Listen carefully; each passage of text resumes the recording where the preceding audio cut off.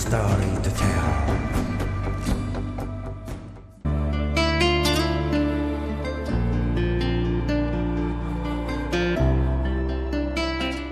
For a long time, the main symbol of the US Navy's strength were the Carrier Strike Groups, or CSG, and to this day they are still seen as impregnable. However, in recent years, with the development of new generation missiles, it is said that aircraft carriers are no longer in the same position as before and turned into large floating targets. Is this really accurate or not?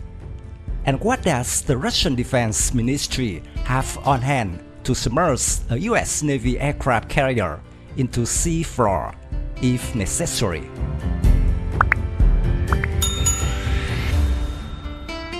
Traditionally, a strike group consists of an aircraft carrier with 60 to 70 fighters, 1 missile cruiser, and 6 to 8 other ships, including destroyers and frigates, as well as multiple nuclear submarines. Fighter jets are considered the main strike force of the CSG, and escort ships ensure the safety of the floating base station. But they can also carry out missile attacks, supported by anti-submarine patrol aircraft squadron. Thus, the Pentagon has in hand a flexible navy with great power in both attack and defense.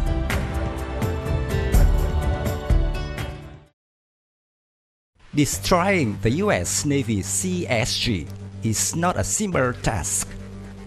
First of all, the range of the Tomahawk BGM-109B anti-ship missile is 600 kilometers, and the aircraft carrier-based fighter is 700 kilometers.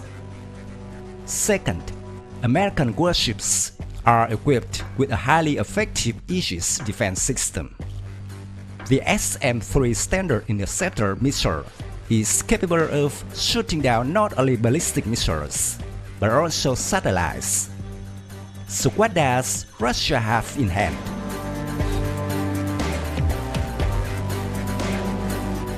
The first is the Jerkin hypersonic anti-ship cruise missile, designed to replace obsolete Granite. The missile has yet to be put into service, so its range data has not been confirmed. At some sources, its range is 400 kilometers, while it is reported that the Jerkin even reaches 1000 kilometers. But perhaps 600 kilometers is the most accurate. At hypersonic speed, the Jerkin must pass through enemy missile defenses, like a red-hot knife through butter.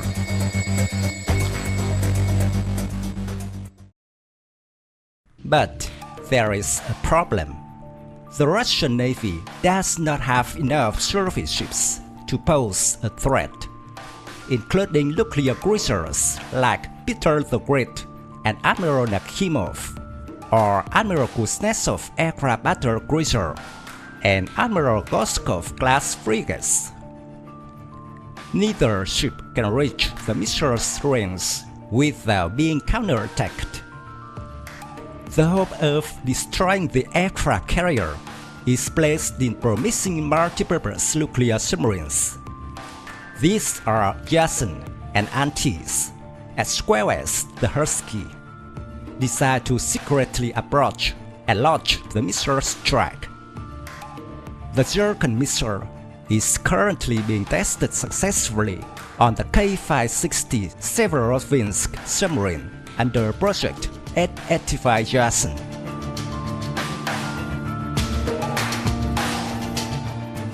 Air-launched anti-ship missiles offer more opportunities to destroy the CSG, and Russia has a lot to choose from, especially as it is deeply modernizing their strategic missile-carrying bombers to the Tu-22M3M standard.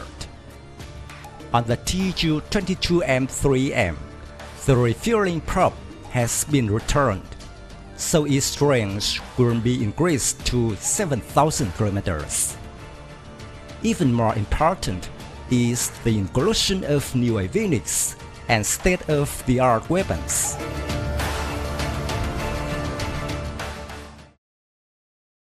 First of all, these are Kh-32 air-launched cruise missiles. Its range is 1,000 kilometers, allowing to reach the carrier strike group and attack it from a safe distance. More importantly, the missile is especially designed to penetrate the Aegis defense system. It flies at an altitude that exceeds the range of the defense system at a speed of 1,500 meters per second, compared with 800 meters per second of SM-6 Interceptor missile.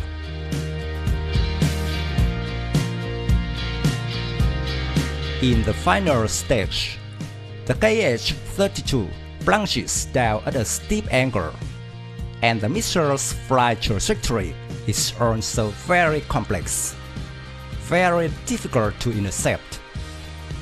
According to calculations, it would take 12 SM-6 to intercept a Russian altitude missile.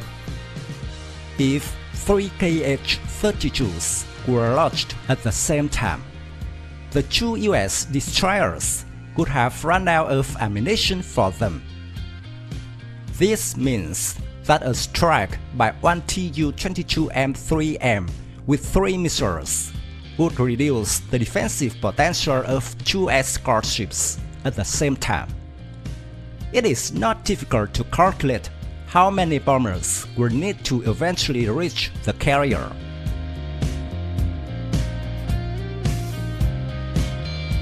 It would be worse if the Tu-22M3M is equipped with hypersonic missiles.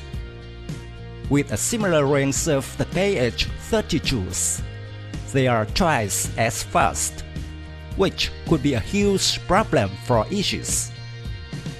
It should be noted that the Tu-22M3M can carry 4 Kh-47M2 Kintzer missiles, increasing the effectiveness of the attack.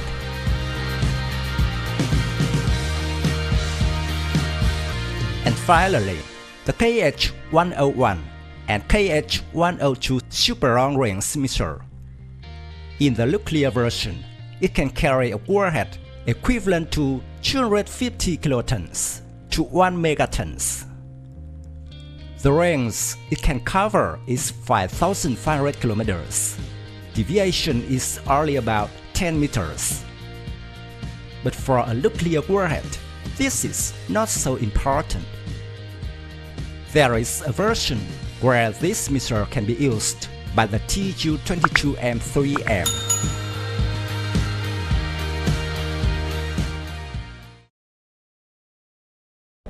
My video of Tu-22M3M and Kh-32 missile ends here. If you find this video interesting, please give me your thumbs up. Don't forget to subscribe to support the channel. Goodbye and see you again in the next videos.